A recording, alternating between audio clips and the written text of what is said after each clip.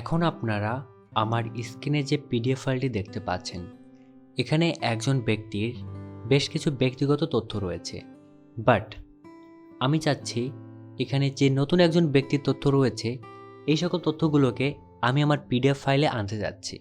এবং এই মুহূর্তে আমার কাছে মেইন যে মাইক্রোসফট ওয়ার্ড ফাইল সেটাও নেই। তাহলে বেসিক্যালি আমি কীভাবে করব? আর আজকের এই ভিডিওটিতে আমি ঠিক সেই জিনিসটা দেখাবো যে আপনারা কিভাবে খুব সহজেই যে কোনো প্রকার পিডিএফ ফাইলের যে সকল লেখাগুলো রয়েছে সেগুলো জাস্ট 2 মিনিটের মধ্যে এডিট করে নিতে পারবেন। আর এর জন্য প্রথমে আপনাকে যেটা করতে হবে, আপনার পিডিএফ ফাইলটিকে অ্যাডোব অ্যাক্রোব্যাট প্রো ডিসি এই অ্যাপ্লিকেশনটি দিয়ে ওপেন করে নিতে হবে। তারপর এখানে নিচের দিকে এসে মোর টুলস, আর আপনার অ্যাপ্লিকেশনের ভার্সন ভেদে মোর টুলসটা ডিফারেন্ট জায়গায় থাকতে পারে, বাট আপনি সেটা খুঁজে বের করবেন। তারপর এখানে চলে আসবেন এডিট পিডিএফ, এখানে ক্লিক করে নেবেন। তাহলে আপনি দেখতে পাবেন যে আপনার যে সকল তথ্যগুলো পিডিএফে রয়েছে সেগুলো প্রত্যেকটা ডিফারেন্ট বক্সের মধ্যে চলে গিয়েছে। এখন আমাকে জাস্ট এডিট করার জন্য এই সকল নির্দিষ্ট বক্সে ক্লিক করে নিতে হবে। এখন এখানে আপনি দেখতে পাচ্ছেন আমি ক্লিক করা মাত্রই আমার বক্সটি কিন্তু এখানে হাইলাইট হয়ে গিয়েছে। এখন আমি এখান থেকে সিম্পলি এটাকে মুছে নিচ্ছি এবং আমার যে নতুন যে তথ্যগুলো রয়েছে সেগুলো এখানে টাইপ করে নিতে হবে।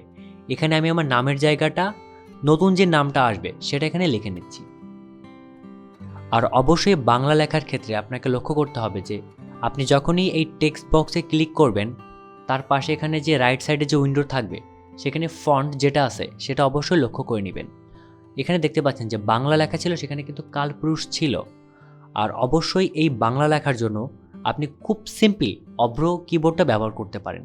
এখানে উপরে দেখতে পাচ্ছেন আমি কিন্তু অভ্রর যে এক্সটেনশন সেটা আমি এখানে ডাউনলোড করে নিয়েছি। সিম্পলি এখান থেকে বাংলায় সুইচ করে নিচ্ছি। এবার এখানে আমি অভ্রতে বাংলা লেখার মতো করে লিখে নিচ্ছি। এরপর নিচে যে ইংলিশ নামটা রয়েছে সেখানে ক্লিক করলাম। সেখানে ক্লিক করা মাত্রই আপনি দেখতে পাচ্ছেন যে এর যে ফন্ট স্টাইল সেটা কিন্তু রাইট সাইডে অটোমেটিক্যালি ডিটেক্ট করে নিয়েছে এবং সেটা হচ্ছে টাইমস নিউ রোমান। এখানে সিম্পলি আমি নামটাকে ইংলিশে টাইপ করে নিচ্ছি। আর এক্ষেত্রে অবশ্যই আপনাকে অভ্র কিবোর্ডের বাংলা থেকে ইংলিশে সুইচ করে নিতে হবে।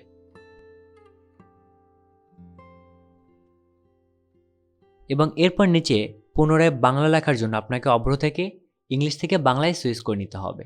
এরপর আমি পর্যায়ক্রমে আমার যে ছবিতে যে সকল তথ্যগুলো রয়েছে সেটা দেখে প্রত্যেকটা বক্সে আলাদাভাবে ক্লিক করে আমি এটাকে চেঞ্জ করে নিচ্ছি। আপনারাও ঠিক এভাবে চেঞ্জ করে নিতে পারবেন।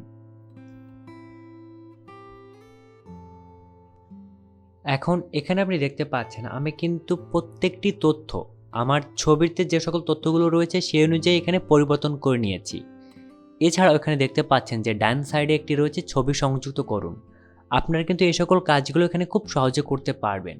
এখানে যদি উপরের দিকে লক্ষ্য করেন যে এখানে বেশ কিছু টুলস রয়েছে, তার মধ্যে 3 নম্বর যে টুলস অ্যাড ইমেজ, এখানে ক্লিক করে আপনার কম্পিউটার থেকে একটি ইমেজকে এখান থেকে সিলেক্ট করে নিয়ে আসতে পারবেন এবং এটাকে ওপেন করা মাত্রই দেখতে পাবেন যে আপনার ইমেজটি আপনার কার্সরের আগায় ঘুরছে। এটাকে সিম্পলি এখানে এনে প্লেস করে নেবেন।